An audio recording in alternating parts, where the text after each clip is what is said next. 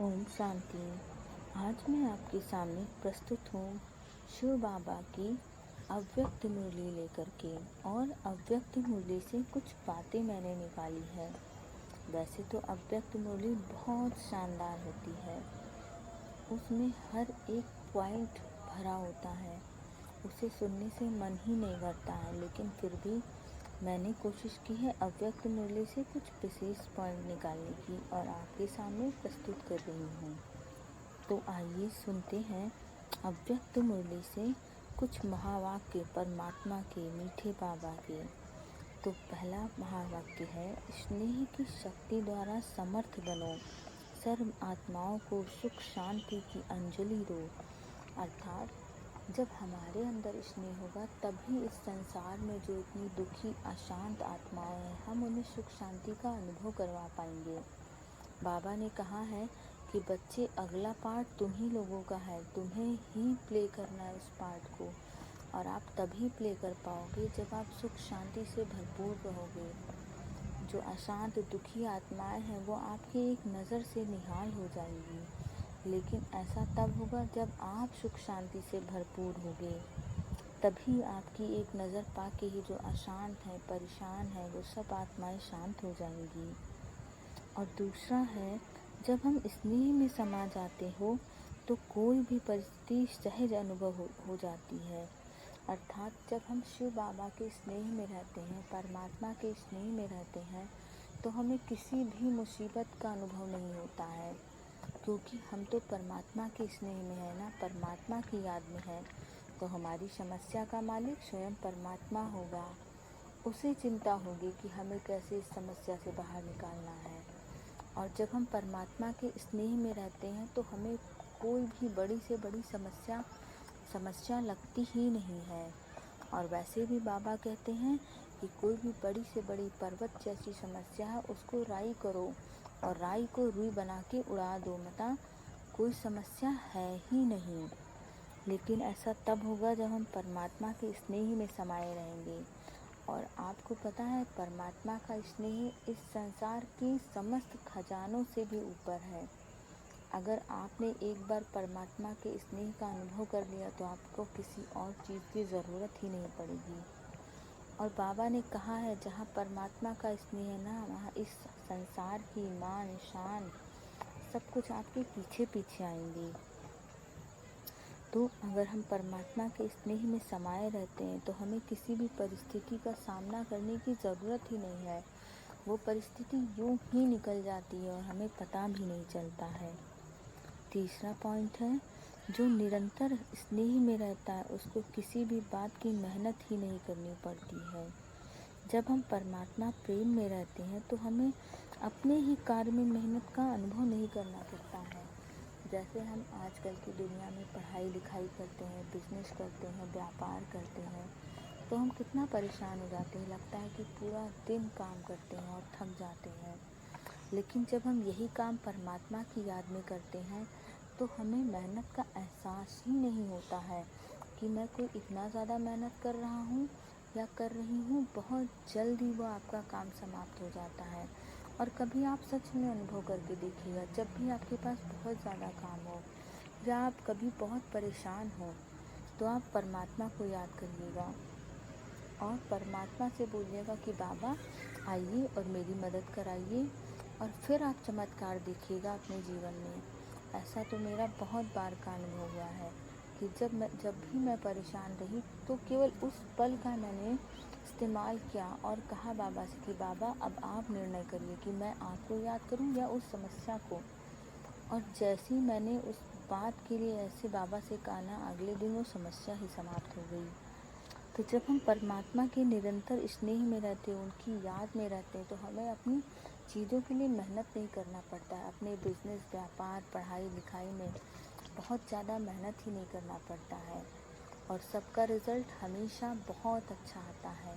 लेकिन जब आप अपने मन बुद्धि को परमात्मा की याद में रखोगे तब ऐसा होगा। अगर आप व्यर्थ की चीज़ें अपने दिमाग में चलाते रहोगे तो नहीं होगा। इसलिए आज बाबा ने एक और बहुत बड़ी बात कही है कि स्वतः परमात्मा के स्नेह में रहो, फिर देखो आप अपने जीवन में चमत्कार। चौथा पॉइंट है, सदा संकल्प में समर्थ हो, अब व्यर्थ का समाप्ति समारोह मनाओ। अर्थात जो हम हर वक्त अपने आप से सेल्फ टॉक करते हैं ना, और वो भी नेगेटिव, हमेशा गलत बातें, और जितनी बार भी हम सोचते हैं गलत सोचते हैं। अच्छा तो हमारे दिमाग को सोचने की आदत ही नहीं है। तो एक बार आप अपने दिमाग को अच्छा सोचने की आदत डालिए, और जैसे ही आपने समर्थ संकल्प करना शुरू कर दिया और व्यर्थ को समाप्त करना शुरू कर दिया, व्यर्थ तो अपने आप ही समाप्त हो जाएगा जब आप समर्थ संकल्प करना शुरू कर देंगे। अर्थात आप पॉजिटिव संकल्प करना शुरू कर देंगे अपने लिए और इस संसार के लिए। फिर आपके व्यर्थ संकल्प तो खुद ब खुद समाप्त हो जाएंगे, आपको उसके लिए प्रयास करने की ज़रूरत ही नहीं पड़ेगी। और जब आपके संकल्प पॉजिटिव होंगे तो उनका सच होना बिल्कुल तय है। तो सब कुछ आपके ऊपर है, आप जैसा चाहें अपने जीवन को वैसी दिशा दे सकते हैं। परमात्मा अपनी मुरली के साथ हमें कितने सारे ज्ञान देता है, जो हम आजकल के दौर में अपने जीवन को बहुत आसानी से, बहुत प्रेम से अपनी सफलता की ऊंचाइयों पे ले जा सकते हैं। हमें छोटी छोटी चीज़ों के लिए ज़रा भी परेशान होने की ज़रूरत नहीं है। और बाबा हमें कितने अच्छे अच्छे पॉइंट्स देता है, और आप यकीन करिए अगर आपने इन पॉइंट्स को अपने जीवन में धारण करना शुरू कर दिया ना, आपका जीवन बदल जाएगा, जीवन बहुत सुंदर हो जाएगा, सब तरफ आपको सफलता मिलेगी। ये बाबा के बात है, इन बातों को कभी हल्के में मत लीजिएगा। और 5वां पॉइंट है, दृढ़ता की शक्ति द्वारा सफलता प्राप्त करने वाली त्रिकालदर्शी आसनधारी भव। जब हम किसी भी चीज़ को लेकर के दृढ़ निश्चय कर लेते हैं कि मुझे ऐसा ही करना है, और जिस दिन आपने अपनी चीज़ों को लेकर के दृढ़ निश्चय कर लिया, समझ लीजिए कि उस दिन आपसे की सफलता बिल्कुल तय हो गई। लेकिन आप जो भी चीज़ें करें वो इस संसार की भलाई के लिए हो, आपकी भलाई के लिए हो।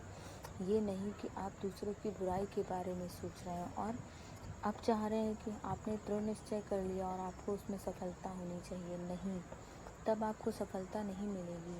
जब आपके संकल्प आपके हित में होंगे, इस संसार के हित में होंगे, इस मानव जाति के हित में होंगे, तभी आपको सफलता मिलेगी।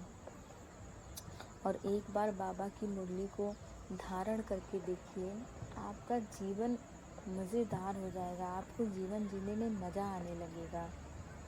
6वां पॉइंट है, सदा संतुष्ट रहे, सर्व को संतुष्ट करने वाली ही संतुष्ट मणि है। अर्थात जब आप अपने जीवन से, अपने घर परिवार से, अपनी चीज़ों से संतुष्ट रहते हो ना, तो इस संसार की मान शान सब कुछ आपके पीछे पीछे स्वयं दौड़े चले आते हैं। इन बातों को हल्के में बिल्कुल मत लीजिएगा, ये परमात्मा के महावाक्य हैं। और परमात्मा जो बात कहता है उसमें जरा भी संशय मात्र नहीं होता है। अगर आप संशय कर रहे हैं तो आप अपने आप को स्वयं नुकसान पहुंचा रहे हैं, इस बात को आप मान लीजिए। फिर उसके बाद आप देखिएगा, अगर एक बार आपने परमात्मा की इन बातों को, असल में हमारे पास चारों तरफ ज्ञान है और बहुत अच्छा ज्ञान है, लेकिन हम उसको बिल्कुल धारण नहीं करते हैं। तो जो जो बाबा कह रहे हैं, जैसा कह रहे हैं, अगर आपने वैसा करना अपने जीवन में शुरू कर दिया, फिर आपके जीवन चमत्कार से भर जाएंगे। आपको लगेगा ही नहीं कि जीवन में कोई चिंता होती है, कोई समस्या होती है, बिल्कुल भी आपको नहीं एहसास होगा। मैंने अपने जीवन में सबका अनुभव किया है और बहुत आसान है। अगर आपने बाबा के ज्ञान को धारण करना शुरू कर दिया तो आपका जीवन बहुत सुंदर हो जाएगा।